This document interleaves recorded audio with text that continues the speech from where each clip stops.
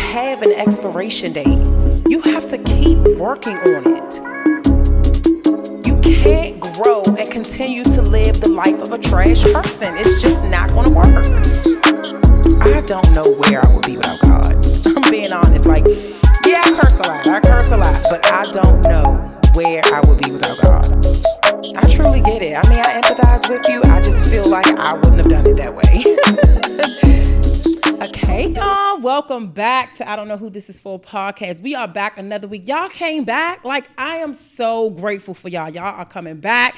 Y'all sending y'all people. This is so good, y'all. I am so excited about the numbers growing. I am excited about the community. The quality of the community is so, so good. And I thank you so much. Y'all know how I feel about God, so let's go ahead and pray, and then we're going to get into it. Father God, in the name of Jesus, I thank you so much for today. God, I thank you so much for allowing us to plant our feet on solid ground. God, I thank you so much for allowing me to be the vessel for this podcast. God, I thank you so much for all the things that we will learn today, the things that we will grow through, the things that we will heal from. God, I thank you for all of those things, God, and I thank you so much for sending the right people to hear this message today. God, I don't take it for granted. I thank you so much for shielding and blocking all the things that the enemy has planned for us. It is in your mighty name we pray. Amen. Amen. Y'all, let me tell you, this lady, when I saw her pull up to do this podcast, all I saw was hair blowing in the wind. Y'all, please welcome Kacey. Hi. I am so glad that you are here. I'm glad I pushed am glad. through and came. Okay, so can we talk about the push through? So, Kacey, you reached out to me after seeing the first couple of podcasts. Yeah. And was like, yeah, I'm getting cold feet. What are we about to do? What are we about to talk about? Yeah. I think because I was a former podcaster, right? Yeah. And I had a platform where I was super, super transparent, which was necessary, right? I mean, and it was a successful podcast, but I think just provided the space that I am still kind of climbing out of. Yeah. I got nervous. I got cold feet. Like, oh God, like you don't want to go on the podcast and not respect the authenticity that you bring and that you set here. And I didn't want to even cut short for your audience. You know, I wanted to be my true self, but that meant that I was going to have to be transparent. And I was just like, oh no, like I felt this this moment of anxiety of like, oh, Kacey, no, like it's safer to just be quiet. It's safer to stay in the space that you've been in for maybe the past year. But then also there was a space where I was like, you know what, Sherelle's not going to, she's not going to pull on some subjects that you may not want to or feel comfortable with opening up. That's why I was like, girl, what's the run of show? What's the questions? Let me prepare. You're like, oh, no, that's not how I do things. I don't do that. So you got the wrong one. Oh my God. So I was it was all the things. But of course, I mean, you affirmed me and I didn't want to offend you. I know you were like, well, what did you? Okay. No, I did not. Okay. I didn't feel offended. So I'm normally, well, I'm always very upfront about how I feel or what someone said, how it made me feel, right? And so I never felt offended, but I felt like I needed to assure you that I'm going to create a safe space for you.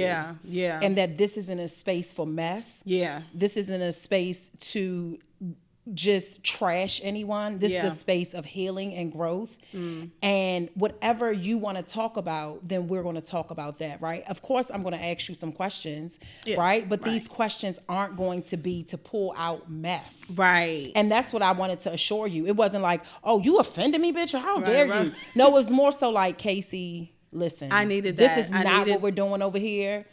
Put your shoes on and get your ass in the car. Let's go. She was like, I'll see you on the 28th. Exactly. Because what are you doing? Enough. What are we talking about? But that's what I needed. I needed you to say that. I needed you to affirm me because I had been in spaces where I provided that information, you know, those really deep and dark things to people who I trusted. And, you know, that they didn't respect that information. They, and like I told you, I am not a journalist. No, I told you that, didn't I tell you? I said I'm not a You journalist. sure did. I am in the space of healing and growth, Yeah. and that's just it. And if I was a journalist, this would probably go a different way. You know what I'm saying? for Like, sure. because journalists are there to pick and pry and to get into your business to provide a story, right? To make you look away. That's not what I'm here for. I asked you to be here because of a conversation that we had when I got back on social media. And I told people that, you know, I'm on a sobriety journey, and you reached out to me. You was like, girl, I haven't drank. I'm not like sober or anything, but I'm on a journey of just like drinking less and just working out. And I'm like, oh, well, fuck it. What we doing? You're like, I need your podcast. And I will say that resonated with me as well. And I was like, oh my, because I hadn't openly shared that, right? Because when you openly share it, people hold you to that. Yeah, and you like, I'm not ready for that. Yeah. I didn't say I'm not drinking no more. I didn't say that. So if you see me drink, don't write. Like, y'all, exactly. people be ready to judge. Ready to judge. Yes. You know, and that's, and whatever, like I'm human, and I also need to work on that as well. But when I saw you openly, just what if I want to share that, hey, even like sharing God on my platform or sharing that I'm on a journey to sobriety, not necessarily like I'm sober. For me, this is still progress, the sobriety, because man, are we jumping into that? Yeah, I mean, we could do whatever. We here. The sobriety piece, initially I felt like it was kind of ordered by my doctor. She was like, look, you need to cut back on alcohol, even just like sugary beverages. So that included wine, right? Like she was like, well, there are some sugar-free alternatives maybe you should check out. Because I have some health concerns that I'm addressing that I've suppressed. But so one day I got some wine, like some sugar-free wine, and like drank the entire bottle. And I was like, this does nothing. So Kacey, what are you doing? Like just don't drink. Actually, it's been 3 years now that I had moved out of my marital home. I am a divorcee now. And so 3 years to date, maybe last week, I moved out of my marital home, and I found peace in that immediately, but there were some things that happened subsequent to that that sent me down a spiral. And I didn't know it until now, being on the sobriety end of things, because I have clarity. There would be times where I drank an entire bottle of wine. Yeah, sometimes 2 or 3 for me. I'm gonna be honest. Yeah. I mean, I would 2 or 3. Yeah. I was never that person that could just, at the end of the day, let me get a glass. One is never enough. Let me get the entire bottle. Exactly. I need the entire, and I was hiding it from my kids. I would go to different liquor stores because, of course, they'd be like, "Hey, I got your order. Go ahead, get it." I'm like, "Oh my god!" Little things like that. And I would hold off. I would do wine during the week. That made me feel a little bit more like socially appropriate. And then weekend, it's tequila. It's straight tequila, and I don't do chase. I've been drinking since I was like 20. Tequila, straight, all the things, and so. That's how I kind of like level with myself in my head. It's just you wait until the weekend to go hard. But I found myself needing to drink to enjoy events, or go out, clean my home. It was just clean my home, cook, or even not enjoy my kids. Oh, let me say it. No, really. Enjoy my kids. Yes. I'm going to say it. Yeah. Enjoy my kids. And I think having a child on the spectrum as well. I have 3 children, 2 daughters. Zoe is 14, Zuri is 8, and Xander's 6. And Xander's my baby boy, and he's on the spectrum, the autism spectrum. And so even now not having someone to tap in, I don't have another parent to tap in or kind of share the weight, or when going out, that brought another level of anxiety because now I have to make sure I'm watching my son who may run off or may have some, a meltdown in public, and then I have to make sure I'm also tending. It was just like another way to suppress and to get me through and to kind of lower my anxiety of everyday life. Yes. Everyday life. I Yes. never went to work drunk. Let me say that. So again, I was like, oh, I'm functional. Yeah. I'm good. Like, Yeah. it was just all those things that I would just like reason with myself. And I was like, Kacey, enough. Yeah. Like, now that I'm on the other side and I have some clarity, I can look back and be like, girl, Yeah. you were a wreck. I think for us, the society makes it that if you don't drink, then something is wrong with you. Our friends make us think if we don't drink, something is wrong with you. But I think I'll speak for myself, and I think you can attest to this. You let me know if I'm wrong, but for me, it became an addiction. It's no longer just something fun to do anymore. It's not something that I'm doing because we're going to a lounge or we're going to dinner. I'm doing it now because now I have to do it to cope. Yeah. And now I'm hiding it from my kids. Like, I'm pouring it in the pantry so they don't see it.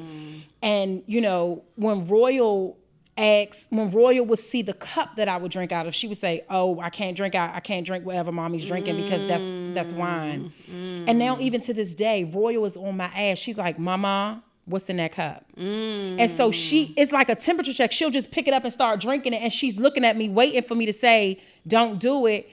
And it feels good for me to be like, fuck it, drink it. Like, I won't say fuck it to her, but like, drink it. You know what I'm saying? Was it a special cup? Like, yes, I drank out of a cup because I was trying to hide it from them. Right. Yeah. But she caught on. Her 3-year-old nosy little self caught on. Oh yeah, no, the kids. So my oldest, I don't know if I mentioned to her. Oh, well, the weight loss. So Congratulations. The weight loss. Thank you. But no, just like you. And I don't know, not just like you, because you're also putting in the work and I see you. I love it. Thank you. Honestly, when probably like 2 weeks in, I just like started shedding all this weight. Like 15 pounds worth of weight. And I had not worked out. Now, I've always kind of been conscious, you know, of my weight and maybe working out or always doing some kind of diet or something, but never considered not drinking. Yeah, never. Even if it was, and back then it wasn't, you know, throughout my lifespan, let me say that, you know, or adulthood, I had never been like that heavily, you know, involved with drinking. But anyway. Tragedy brings on those things. Oh, for sure. And you mentioned the reason why you started to drink like that. And it's a real thing. Like, people have to stop making a mockery of people who feel fucked up when tragic things happen to them. Like, it's life changing. Yeah. Life changing. We grieve different. We grieve. You are grieving now. You were once married with 3 children. Yeah. And now you're not? Yeah. And I think people, even myself, I was like, they were excited for me. They were happy. They were like, girl, finally, you got up out of that thing, you know. And I love my friends for that, and family for even supporting me in staying those years. But I think we were so caught up in the celebratory moment of, you know, this is going to go good. This is going to be great. It's a new start. Even myself sleeping well, at peace, but then kind of realizing what I went through, what I experienced, the people involved, the subsequent things after that, what damage could have been done to my kids, and hell, maybe even still, like, I don't know what's I don't know what they're gonna have to go to therapy for when they're old and shit. I don't know. But all those things, and like you said, you're kind of taught like strong Black woman, you're gonna get through it, you're good.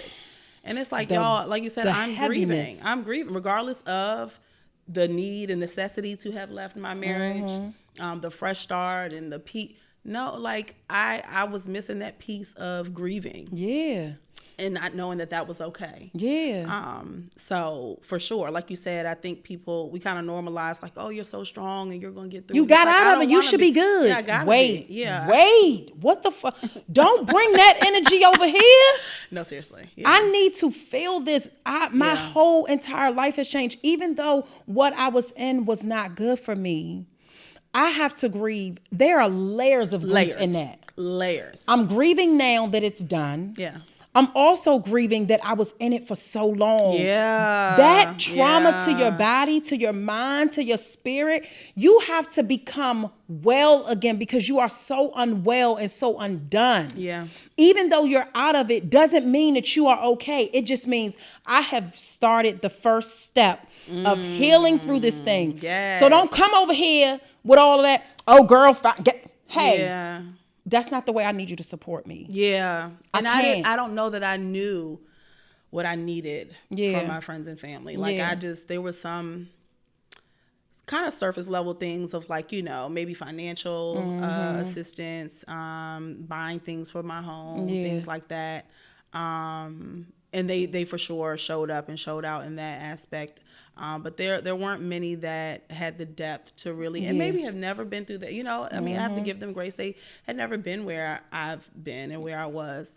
And so I didn't know what to ask, but, a good time is cool. Taking me out to the club or getting me drunk or all the things, that's cool. But then when the dust settles, it's temporary. It's like, the shit is still. You got to go home and deal with it. You got to go home and deal with that shit. Like, people don't realize those are divorce. Getting married is a life-changing moment. And then getting divorced and then you have kids. Yeah. That's even bigger. You don't get married. You don't get more. I'm going to get a divorce. Like, you don't go into it for that. Right. So now you like shook the fuck up. Like, hold up. Yeah. Like, even though while you were in it, things weren't well. But even when you get out of it, it's like, y'all, I need grace. Yeah. I need mercy.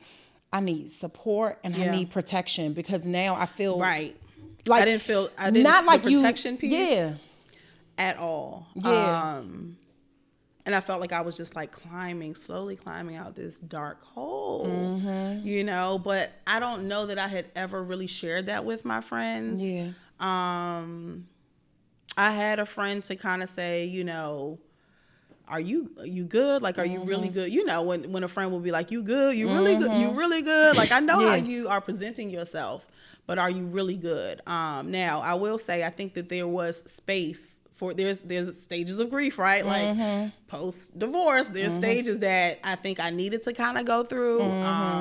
Being outside, hot mom summer. All the things. I think I needed that because I had been in a faithful relationship since my 20s. It was just like, oh, I'm outside. And it was fun. It was fun. I think it was a space for that. But then again, even that, it was like, okay, this is getting old. Yeah.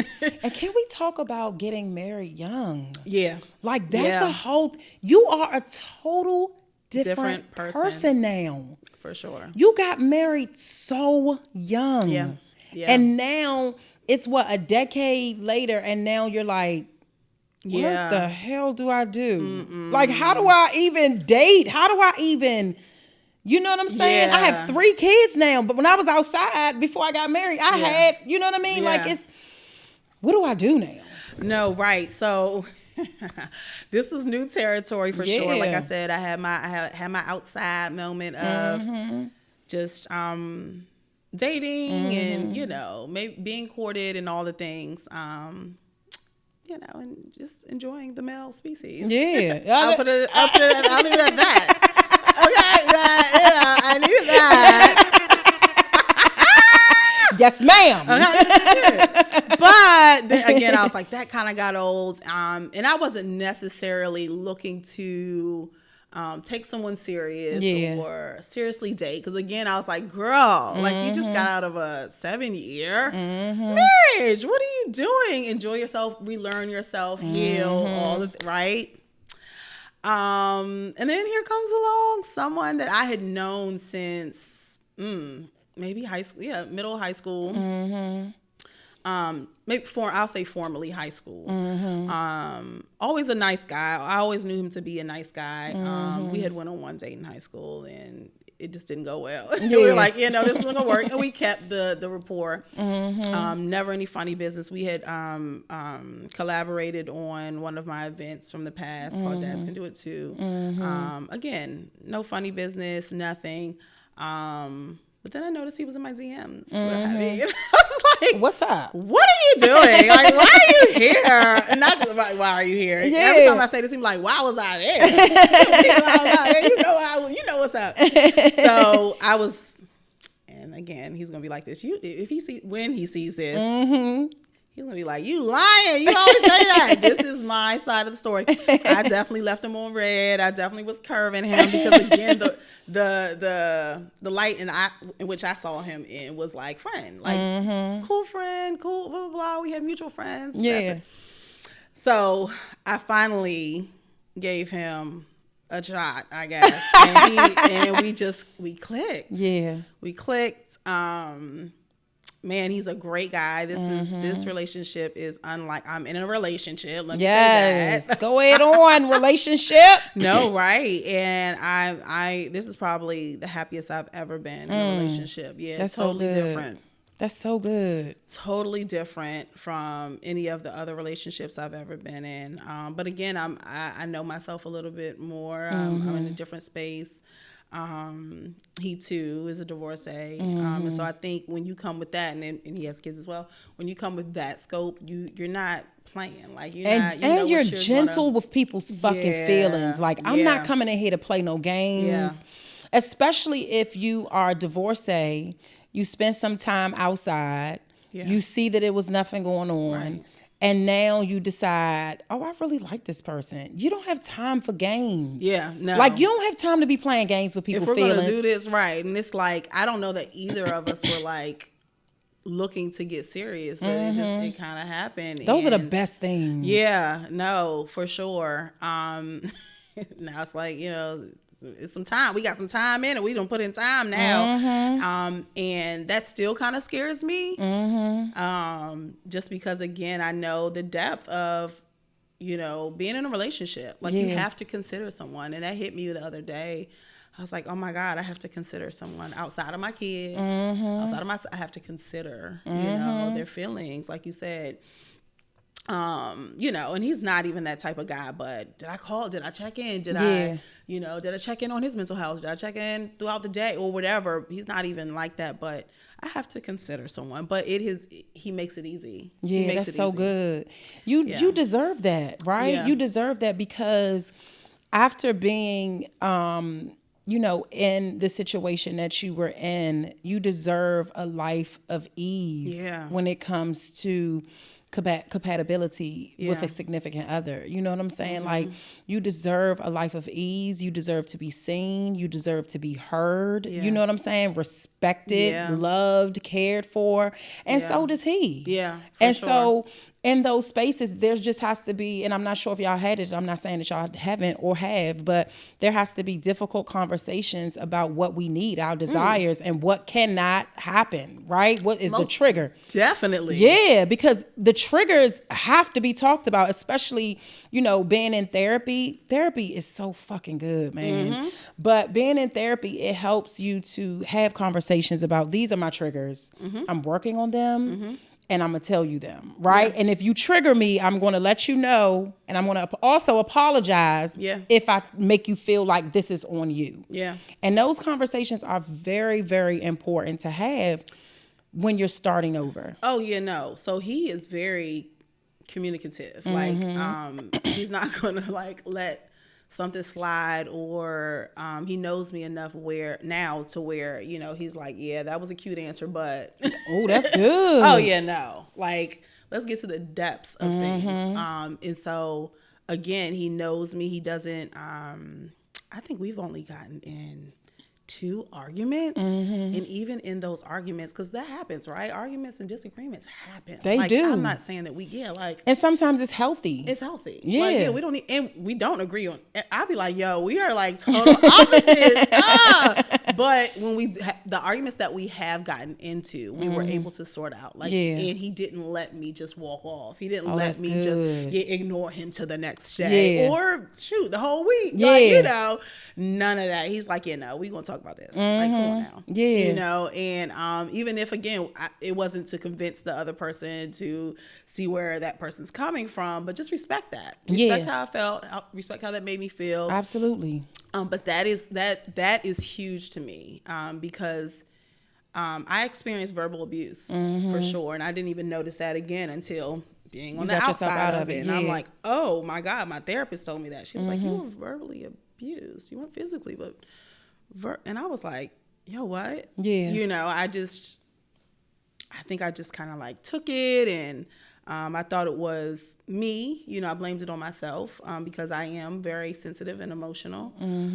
I do have anxiety, and so I just thought that was my problem. But again, like being in this new relationship, it's like that's not how a man's supposed to talk to you, regardless of an anxiety attack, regardless of you may be saying. And I'm not saying I was perfect in my marriage. I can look back and also say, I could have did this differently. Could have tightened up a little bit. Yeah, as a wife, you could have. But still, I don't think that any of how I acted warranted those things. Yeah, for sure. So, how do you give yourself grace on the very hard days where it's just like, I fucked up, I failed, I did this, I wasn't the type of mom that I should have been? How do you give yourself grace? Do you give yourself grace on those days? Oh, for sure. Yeah. And I don't know that I feel like I failed. Yeah. Well, let me say I don't feel like I failed. I know that there was a lesson in all of it. I feel like not with that. I'm just talking about anything. Like, so you know how after a long day, you like, oh my God, this day has been fucked. Yeah. Like you feel like you may have dropped the ball on certain things. Yeah. How do you give yourself grace on those days? Because you have to deal with the kids. Right. You have to deal with everything, your businesses, and I'm from what you said, you deal with the kids full time, well, most of the time. So no, we have joint custody. Okay. So there are, and I'll say that there's 7 days where they're with their dad, and there's 7 days where they're with me. Oh well, so that's good then. Listen, I gets me a grace period. Yeah. and that is important because so I get to fill my cup. I was about to say, so that's just good. in time for them to return, go hard for those 7 days in motherhood. Now I still have, jobs, and I'm still a mom. I'm still at the practices. I'm still filling in if he needs me to fill in. We are in a space where we can kind of do that, things of that nature. I'm still on call. I'm still talking to teachers. I'm still talking to therapists. I'm still blah, blah, blah. But those 7 days, I'm able to reset a bit and pour into myself. So I do my therapy then. I get my hair done then. I deep clean my home. I focus on my health. I work out then. Like I can do that for those 7 days a bit. But every day isn't great. Every day I still cry. I'm a crier. Like that is what it is. I think my daughter actually caught me crying one time. Yeah, I was in the shower. And so you don't cry in front of the kids? Now I do. Okay. But that broke the ice. She texted me and she was like, "Mom, what's going on?" She's in her text, "Mom, what's going on? Are you okay? Is everything okay? I heard you crying in the shower." Oh God. Of course, I'm crying because of that. I'm like, "Oh no, she knows. I'm human, right? She knows I'm human, right?" And I thought, and I was like, Kacey, what? That's good. She needs to know that you have emotions, you have feelings, and you're not feeling so well right now, and it's okay. And so I sat down and I talked to her, but coming from a daughter of a strong Black woman. Yes, she was. I never saw. Thank you. Yes, she was. I never saw my mom cry until she got very sick. So my mom passed of cancer 13 years ago. It'll be 14 this fall, but I never saw her cry. Wow. I never saw her cry. Oh no. Oh, and very just on the go, businesswoman. Very. She was kind. She wasn't nice. And now I know it's a difference. Yes. And I'm adopting that shit because I'm like, being nice does not get you ran over. Listen, I'm kind. Yes. I don't aspire to be nice anymore. At all. Put a pin in that. Yeah. Yeah, we gotta get that. Put a pin in that. Yeah. But my mom had never until she got sick, and that tore me up. Ooh. To hear my mom crying from another room. I know that was foreign and just like, because I was like, whoa. Yeah. Superwoman? Yeah.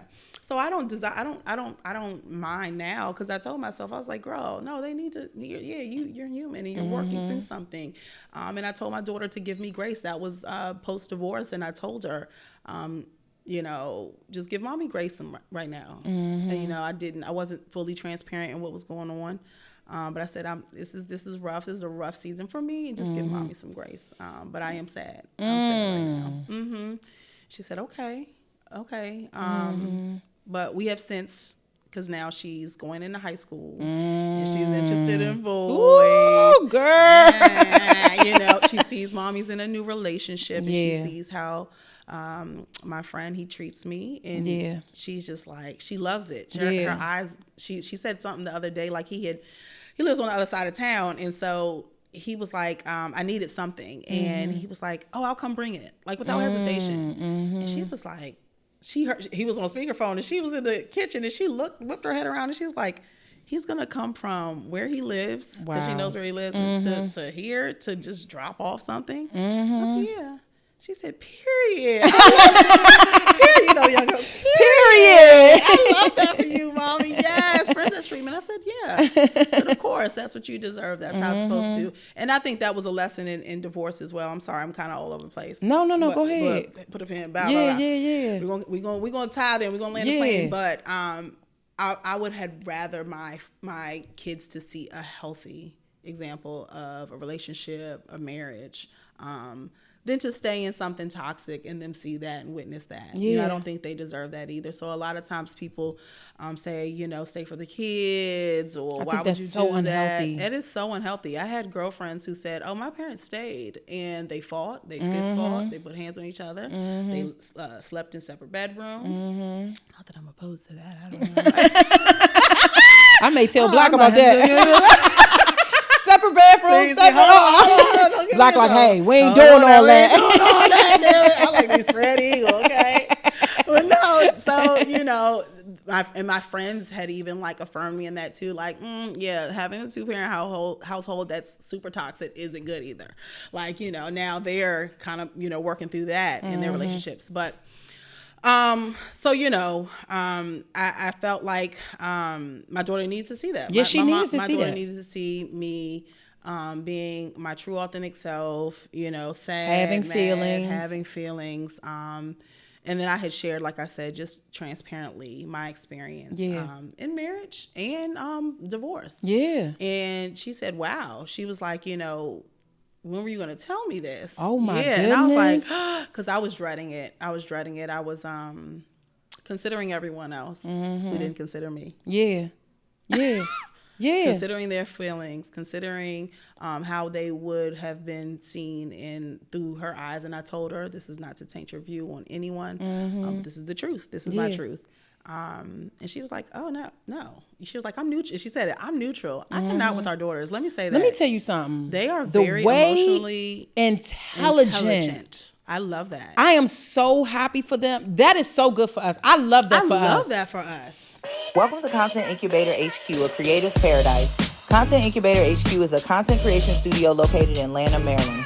Are you ready to elevate your content through storytelling? Learn more about our studio amenities and membership packages at contentincubatorhq.com. Follow us on all social platforms. We can't wait to host you soon. And remember, you are the content. Because it just gives me a level of like, really. Thank you, God. Yeah, I didn't have that. I did not have that either. Like, I was not what Gabby is today. Bro, I cried on that episode. I was like, Gabby, like, she is beyond her years. I'm so grateful for that. I'm grateful for that because it assures me that. So let's talk about the feelings thing, right? Yeah. Gabby has seen me cry so much. And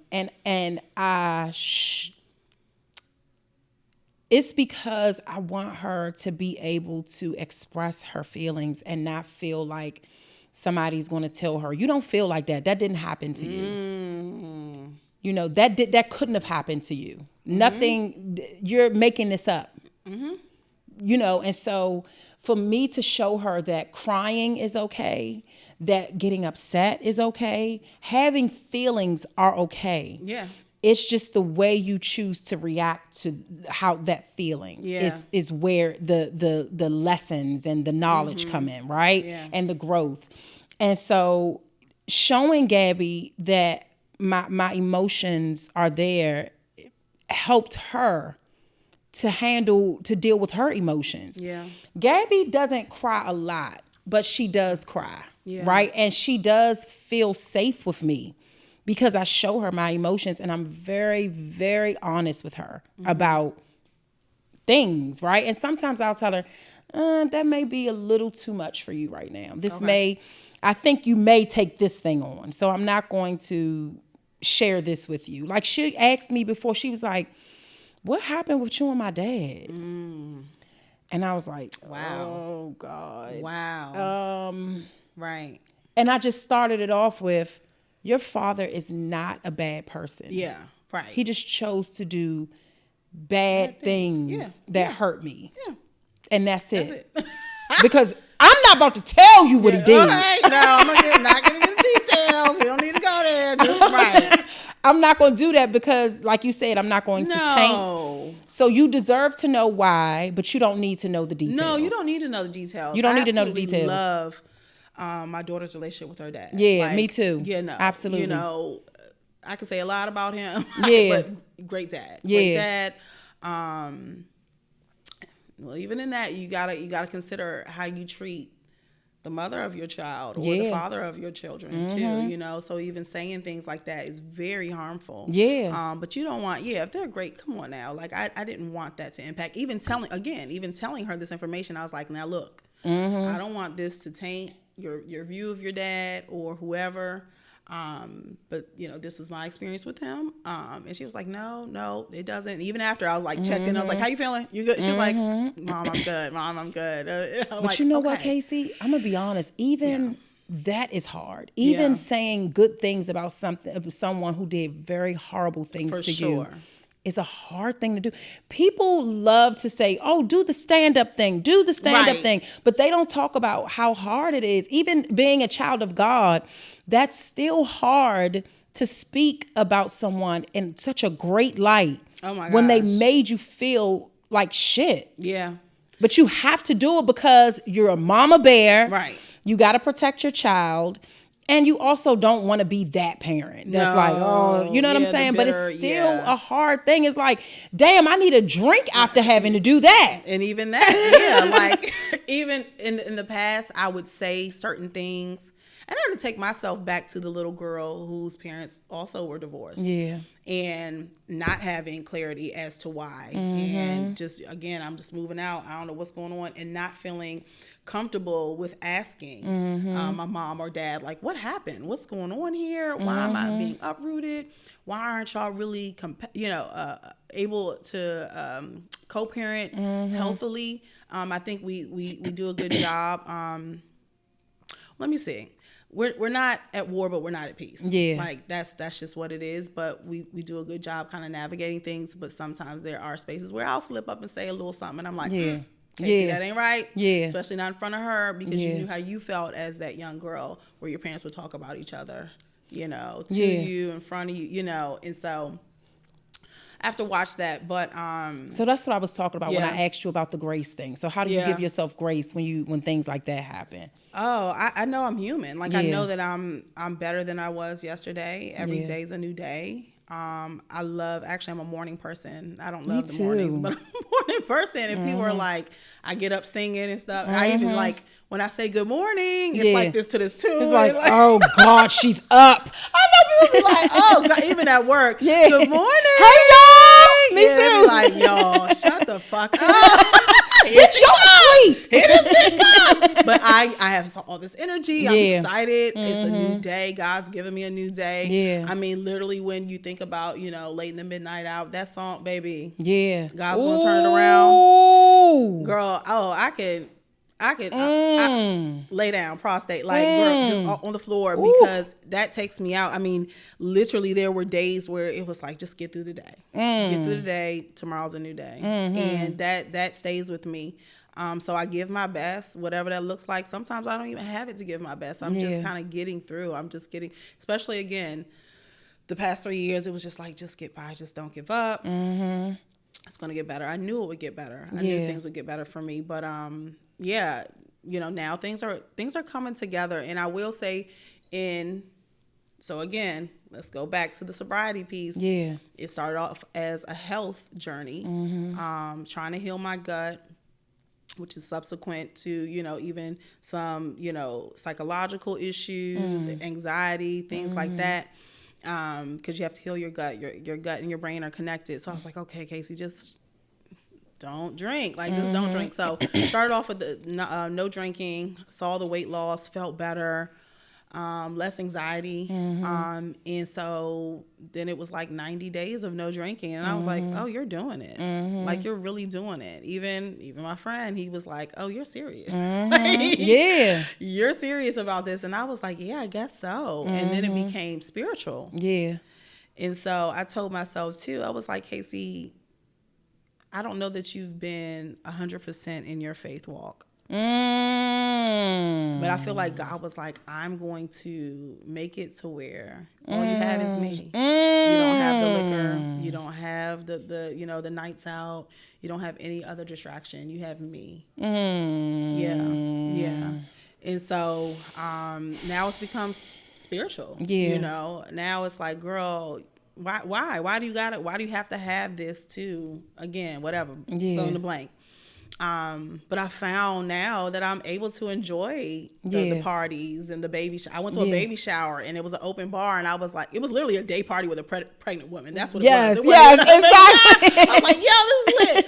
But I was able to fully enjoy myself. Yeah. And I think both of us too. Like we will bring the party. We are going to, one thing for sure and two things for certain. Yeah. We are going to bring our personalities. Again, we don't need the liquor to enjoy, like meet new people, to get on a podcast, all the things. Like, but I was like, Kacey, you can do this. You can do this. And so again, I'm trying it. I'm seeing God move and work and show out. There are things that, I mean, myself alone as a human just couldn't have made possible without him. So I'm gonna go forward. Now I will say I have had I had a drink and I felt good about that because it was a drink. It was a shot. I'm sorry, and a mixed drink at an event that I was hosting, and I was good. I didn't feel the need to overindulge, and even that, I was like, Kacey, it's that's a big step. That's huge. You have a healthier relationship with liquor,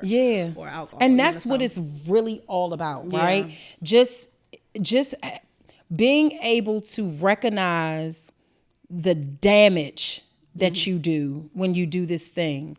And now to it being damaged, now you have damage control.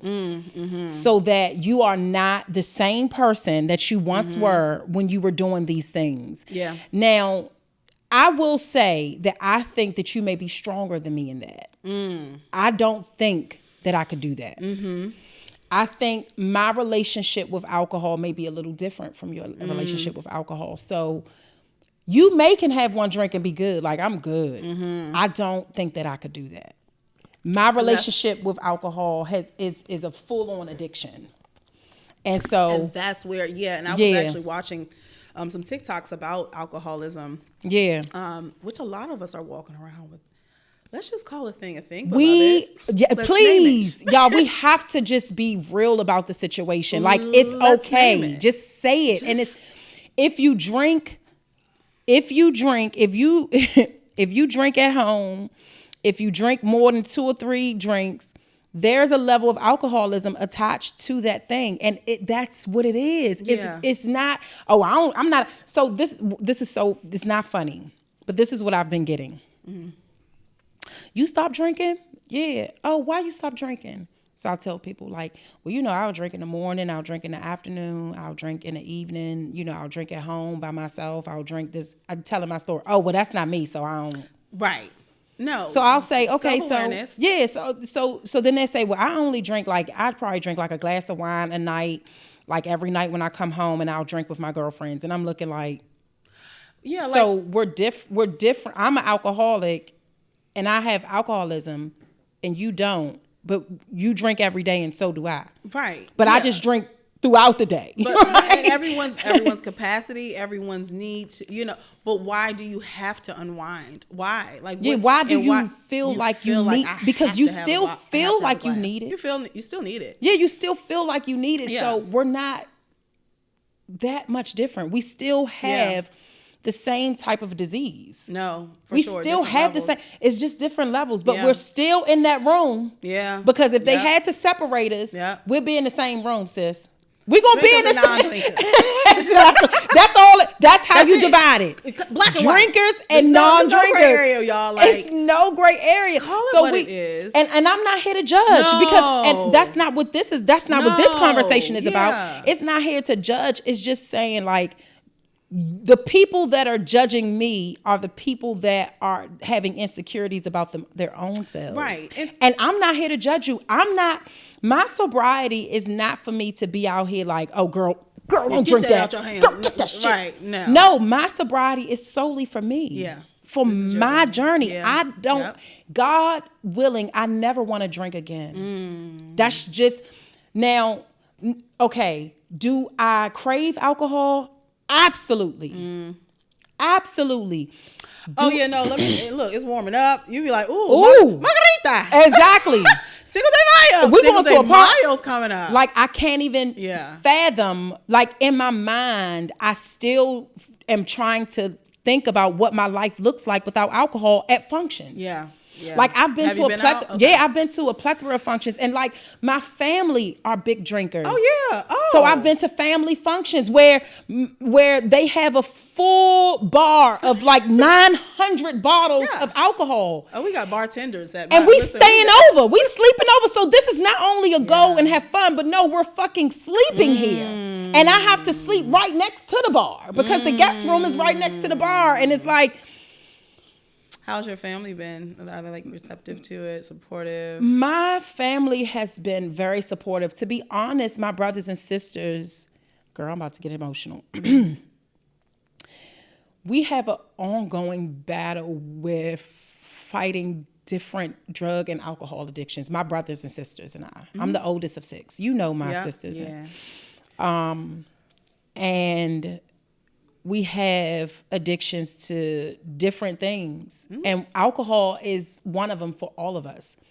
And so we encourage and I love my brothers and sisters so much. Yeah. Like, so much because we all are just battling this thing, right? And we'll put in a group like 7 days sober and, 12 days sober. Like, I haven't smoked in 3 weeks or I haven't smoked in a year and so we're just trying to support and we stand in solidarity with each other. Like if we get into the group, like when I told them I was going to stop drinking, they were all like, all right, well, we're fasting this week. These are the times that we're fasting. And those are the type of that, like we have that connection. My parents were really good with making sure that me and my brothers and sisters stayed connected. And also we supported each other and respected each other.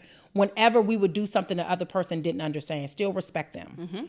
And so they respect the journey because they're familiar with it, right? They're familiar with it. And we all want to be healthy and whole. Yeah. And so they've been very supportive. I will say that my brothers and sisters have been the most supportive outside of my husband and my kids.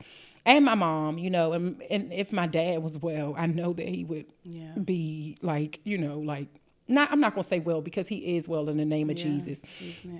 But if he was fully alert, he would be very proud of me, right? I think he still is proud of me. But my brothers and sisters, my mom and dad, my kids and Black have been very supportive. Black asked me the other day when we were out, we were at this party, and he's just like, so you're not drinking again ever. And I know it's hard for him to believe that because ever since I know him, turn up. Baby, on your way home, give me 2 bottles of Sauvignon Blanc. Hold on, Black doesn't drink. No. Oh my God. He's doing your work, dirty work. I don't even drink. Baby, look, baby, I'm only peeling. familiar with this shit because of her. So it's easy for him to support me in that way because he would just have a drink because I'm having a drink. Yeah. Right? And we would go to, even when we would go for our anniversary, it's always all-inclusive resorts. And I'm always ready to turn up. Oh, girl. And so he doesn't know what it looks like to be at a resort with me now, sober. And I'm excited to show him that. You know what I'm saying? I don't know what it looks like for me either. Right. I'm going to be honest with you. I'm fucking petrified of an all-inclusive resort. Yeah. Yeah, for sure. It's warm. Again, warm weather. For me, warm weather. Because my driving force is all inclusive, not the food. Yeah, we paid for it. Rum punch. And it's in the rum, room. Yeah. Oh yeah, the bars. Yeah. So now I'm going to request to not have it in the room. Nice. Because it's like, how strong am I? I don't know. Yeah. Well, you don't want to set yourself up to, again, your self-awareness is amazing. I mean, thank you. Because you don't want to set yourself, it's still a weakness for you. Yes, I'm still new at this thing. Possibility that you can relapse. So yeah, if you have to do that, then you do that. Yeah, I'm nervous as shit. When he asked me, he was like, so you just done. That was my friend. He was like, oh, like, yes. Yeah. Yeah. And he doesn't pressure me to that question scared me though. Yeah. When he asked me, I was like, yeah, I'm done. Because that's a party environment, and they're coming around with liquor. There's bars in the room. Like you said, that could be tempting. I am fully aware of what you said about God saying it's just me. Now you just got to rely on me. Yeah. Because now I am the only thing. The Holy Spirit is the only thing that can save me. Yeah, that's it. Black can't save me. Yeah, no. My kids cannot save me. It is only the Holy Spirit that can save me. Yeah. And so when I'm in the room by myself and nobody can see me, the Holy Spirit can see me. But if I decide to sneak a drink, he still sees it. So now, what am I doing this for? What are we really doing out here? And it's like, okay, raw dogging life is uncomfortable. Let's be honest. I used to smoke weed real heavy, high school and college, stopped smoking in college. But the clarity, the awareness, and it's almost like the devil wants you to be in that space, because if you have that clarity, and then the connection with God and seeing God move and being intentional about things, that's a dangerous space. Yes. That's because the devil ain't gonna like that. No, he like, I got some shit for you. Yeah. Okay, since you think you about to. Yeah. And so how you gonna handle it? What you gonna do? What you gonna do? And I'm like, come on, bitch. Square up. Let's go. Shit. I ain't never been scared. I don't give a fuck how big you are. Trembling. Yeah. I'm nervous as shit. I'm nervous as fuck. I didn't tell you that though. Not as cursing. This is why I love you. I love you. This is why I knew. I was like, it's gonna be okay. It's fucking Sherelle. You could curse. And even that's a space where spiritually I need to work on it. Yeah. I'm like, he ain't done it, and I'm not perfect. I still listen to I don't even pray to God and ask him to stop me from cursing, because I'm like, the Christians, they say their ears burn, but what you doing behind closed doors? Right. I've been in meetings with pastors and they curse. Yeah. I've been in meetings, and I'm not saying that it's okay. I'm just saying that shit feels good for me. It feels good. I'm not drinking. Damn. Right. That is Come my on little now. razzle dazzle. That's my little. Let me tell you something. Go-to. God. Shoot. Let me tell you something, Jesus. But and I think, again, being under the influence of something, it's just not good. And I have a lot of Christian friends who are believers and don't play about God and their relationship. But they are heavy drinkers as well. Yes, that's what I'm saying. But it's like, again, God showed me. He was like, why you need that? Yeah. I done gave you another day on this earth. Yeah. I done gave you this baby shower. I gave the woman here a baby for you all to be able to celebrate, and you just gotta drink. Why you gotta celebrate, razzle and dazzle in that? Just taking that moment. And I realized I really am dope. I am getting to know how dope I am, and I'm like, yo, I don't need alcohol to be fun. Yeah. I am a really good time. No. Yeah. You know what I'm saying? Yes, I felt like going around certain people and doing certain things. I had to drink in order for me to show up the way they wanted me to show up, and not showing up just because. So I felt like in order for me to be tolerated, then I had to drink. Because if I came and I'm sober, then I'm going to talk too deep. I want to talk, because that's how I am. I love to talk deep. I love to do that. But if I'm drinking, I'll just be surface and let's party and dance and twerk and all of that, right? But then God showed me, he like, well, I need you to be deep. Yeah. So you're not supposed to be in this room. Mm-hmm. So if you feel like you need to go in this room and just be tolerated, then you're minimizing the value that I've put on you. Ooh. And you're worth way more than being tolerated. So what you gonna do? What are you gonna do with this? So you can still be dope. You can still have fun, but you just don't need this one thing. But when I take this one thing away from you and you give it to no, I'm not gonna take you give it to me. Yeah. And then when you give it to me, you still go running back to these people and these things and these places. You're not really serious. So why are you playing these games with me? I need you to get serious at this point because I have something for you and you said you want it and you've been saying you wanted it for years and you still playing with me and you playing with yourself. What are you going to do? What are you going to do? Do you feel like you've had to change your environment and your friends? And Yes, absolutely. Yeah. I've had to change, and I've also had to change the way that I show up. I every time I show up, I'm not going to be the good time. I may just want to show up and I may just want to sit with you.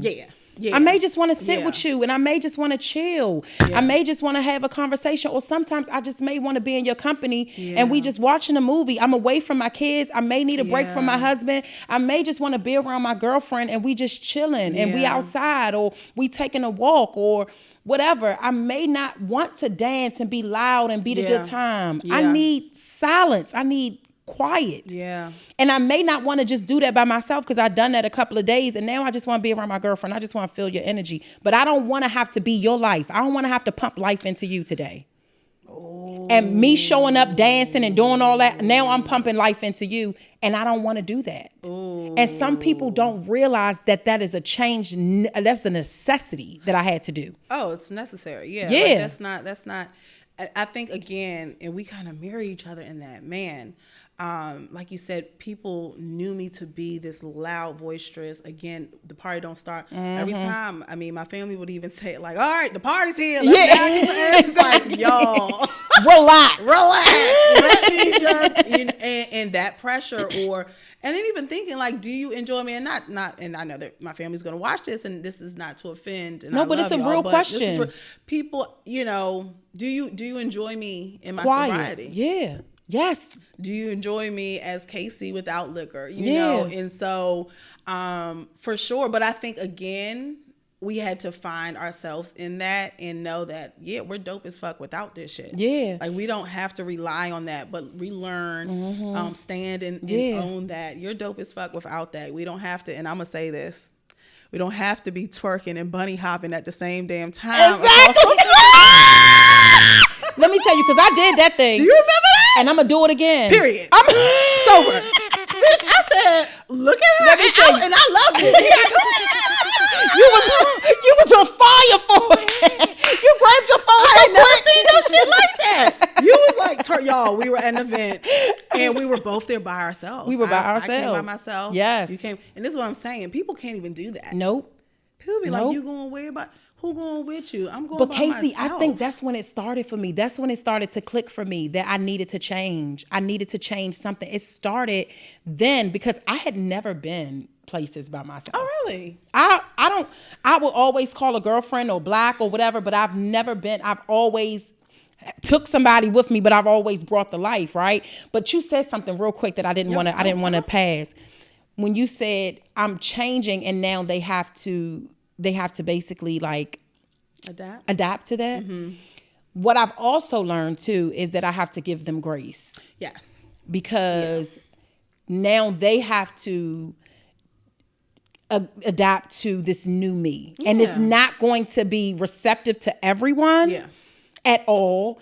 And some people is not going to be receptive in the beginning. And so I have to give them grace. And I can't just say I'm Xing everybody out or everybody is done, because I don't want everybody to be done. And God hasn't told me that everybody is done. He showed me the people that are done, but I have to give them grace in that they have to adapt to this new Sherelle that's not drinking, that's not bringing all the wine, that is not giving them Groupons about what wine club to join this month because it's $29.99 for 12 bottles of a $500 case of wine, $500 case of wine. You know what I'm saying? Stuff like that.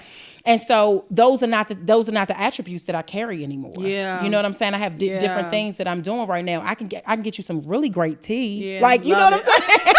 Some real good sparkling water. And that's the thing. Yeah. I mean, there are people who, only know me to, be a good time at a happy hour. They would only invite me to a happy hour or to a brunch or to an event. And that's okay. Like you said, that may be a friendship that I no longer want to invest in.